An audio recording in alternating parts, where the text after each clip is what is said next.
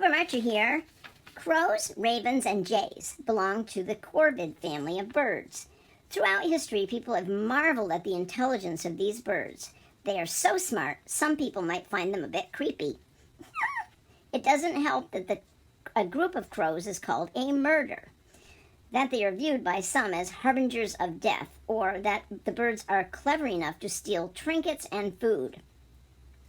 A crow's brain is only about the size of a human thumb, so how smart could they be? As smart as a 7-year-old child. That's how smart. Seriously. While a crow's brain may seem small in comparison to a human brain, what matters is the size of the brain in relation to the size of the animal. Relative to its body, a crow's brain and primate brain are comparable. According to Professor Mars Luft at the University of Washington, a crow is essentially a flying monkey. Whether it's a friendly monkey or more like a fiend from the Wizard of Oz depends a lot on what you've done to the crow, or any of its friends. Can you tell one crow from another? In this respect, a crow may be smarter than you because it can recognize individual human faces. Mars Luft's team captured crows, tagged them, and released them. Members of the team wore different masks. Crows would dive bomb and scold people wearing a mask, but only if the mask had been worn by someone who had messed with them. If you think two crows watching you and calling at each other are talking about you, you're probably right.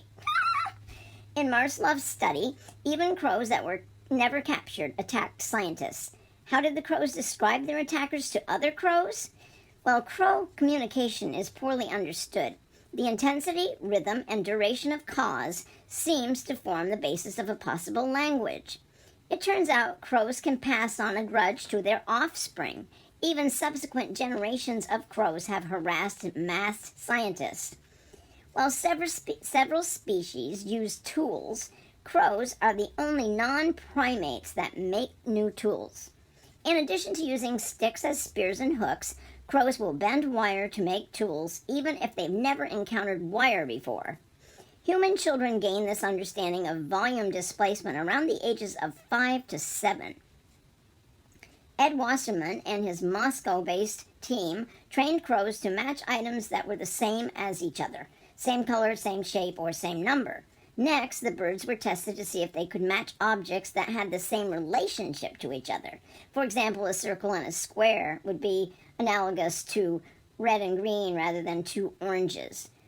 The crows grasped the concept the first time without any training in the concepts of same and different. So, the moral to this story is, be nice to crows. They might be smarter than your 7th grader or your 7-year-old child. Cooper Marcher here. Ciao.